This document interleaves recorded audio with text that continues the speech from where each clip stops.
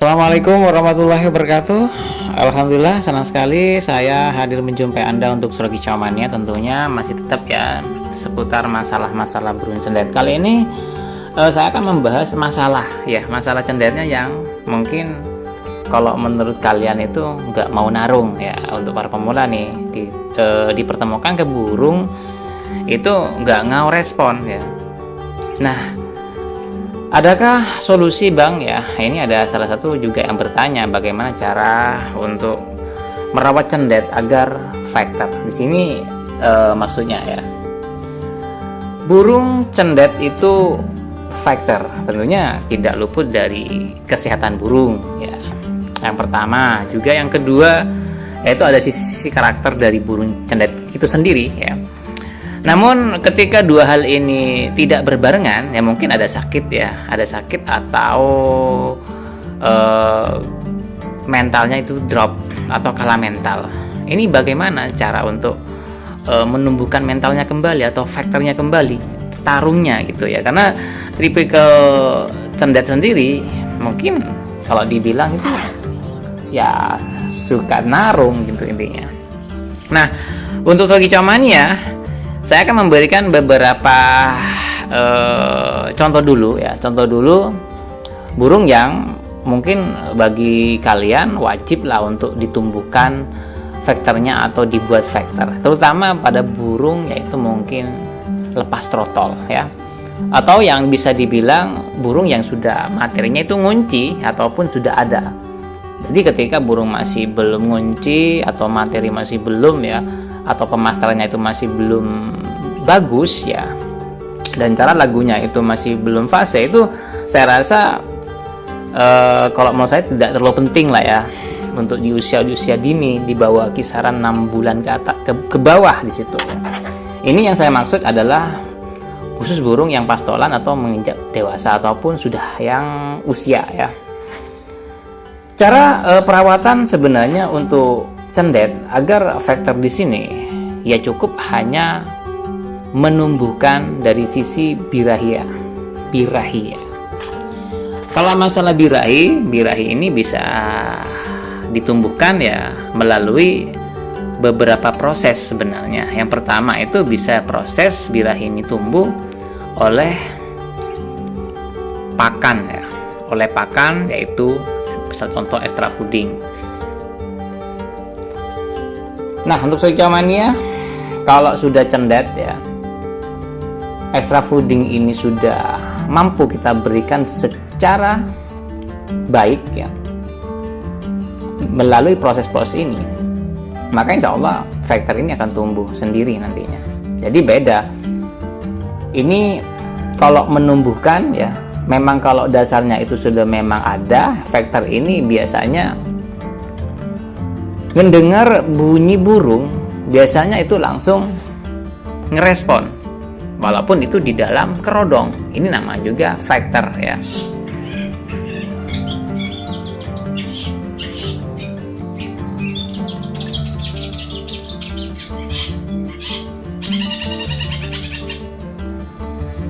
Tarung gitu ya. Dan sifatnya burung ini kayak yang gelisah gitu. Walaupun di dalam kerodong itu kayak gelisah. Burung ada yang satu toet atau pemancingan pemasteran. Dipancing pemasteran itu biasanya langsung nyaut. Ini faktor. Nah, ketika burung ini sudah tidak ada respon ya, tidak ada sautan pada burung cendet yang kita proses ya, akibat dari extra fooding yang kita sudah lakukan ya, maka burung ini jangan dimandikan ya. Tentunya birahi ini masih belum muncul pada burung cendet tersebut ya. Cara pemberian extra foodingnya, maksudnya di sini mungkin ada bertanya berapa sih takaran ya dalam harian dalam proses faktor sendiri. Saya akan memberikan tata caranya pemberian extra fooding ya. Sebenarnya extra fooding di sini sebagai terapi dalam proses faktor menumbuhkan faktor di sini dengan cara tetap ya menggunakan full kerodong. Full kerodong pun ini tidak boleh full kerodong yang terlalu transparan atau tipis ya. Ada full kerodong yang mungkin kerodongnya itu tebal gitu ya intinya. Dan Yang pertama yaitu mengangsingkan burung tersebut, ya, mengangsingkan burung tersebut agar burung itu lebih tenang. Ya, mungkin saja proses faktor di sini tidak tumbuh karena sakit, ya, ataupun karena drop mental atau kalah mental. Tetapi kalau usia-usia muda, kalau saya pribadi, drop mental ini biasanya akibat dari kita yang kesusu untuk mengadu burung cendet dalam usia muda, ya. Jadi kayaknya tampilannya burung biasanya itu gampang sekali ngembung, ya, ngembung, pelanga, pelongo, biasanya seperti itu. Kalau dewasa biasanya burung ya gacor, namun burung itu ya mungkin ada sedikit permasalahannya, mungkin dari kondisi di situ. Adakah bulu-bulu yang sudah kusam atau sudah rontok itu kalau di burung dewasa, ya. Jadi sifatnya mungkin larinya ke emosi, galak. Itu tanda-tanda burung vektor itu nggak ada gitu, ya, karena dari kondisi di usia dewasa. Takaran DF, ya, kembali ke takaran DF. Takaran DF itu untuk menumbuhkan vektor, ya, setelah diasing-asingkan dengan volcrodon tebal, ya. Pemberian extra fooding itu saya berikan di takaran 3 itu per 2 jam sekali, ya. Jadi 3 ekor extra fooding, bisa contoh jangkrik di sini dikasih 3 ekor per 2 jam, 3 ekor per 2 jam. Jadi kestabilan suhu si cendet ini akan terus stabil. Jadi beda penerapan bagi burung penggacoran, ya. Karena di sini ada sebagai terapi. 3 jangkrik ini kita berikan mungkin di jam 6, ya. Nanti jam 8 kita kasih lagi 3. Terus 2 jam berikutnya mungkin di jam 10 kita berikan lagi sampai jam 12. Terus 2 jam per 2 jam ini kasih 3 setiap harinya. Ini sebagai terapi untuk menumbuhkan vektor. Nah, tanda-tanda vektor ini tumbuh nanti, ya, mungkin ini berlangsung selama kurang lebih dari 3 hari saja. 3 hari saja masih tetap dalam proses pengasingan dengan volcrodon, gitu, ya. Nah, terapi ini bisa Anda lakukan kapan saja, ya, pada burung cendet galang yang nggak mau narung, nggak mau mengeluarkan vektor. Jadi ini adalah untuk kestabilan dari tensi birahi, ya. Nah, hati-hati untuk Sorghicomania. Jadi ketika burung dalam 3 hari ini masih normal saja, ada masteran, ya, pancing dengan masteran atau dengan bunyi-bunyi cendet, ya.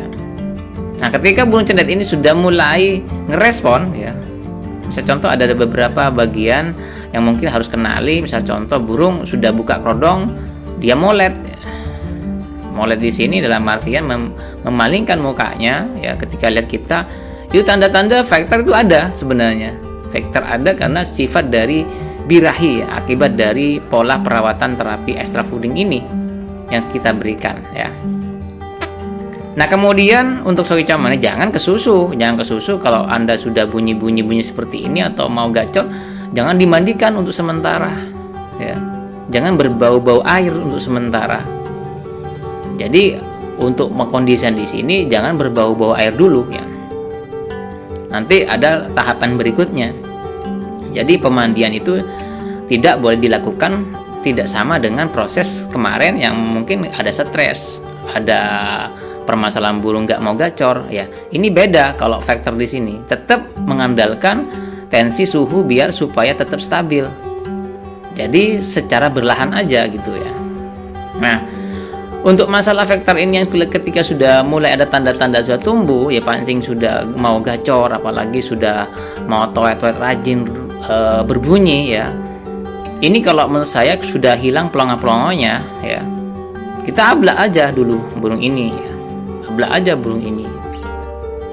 Nah, kemudian setelah kita ablak untuk Sorghicomania, kita pancing lagi mungkin dengan pemasteran atau suara-suara burung cendet dulu. Jangan sampai ngelihat cendet aslinya, tapi suara-suara aja. Apakah burung cendet ini ngerespon, gitu.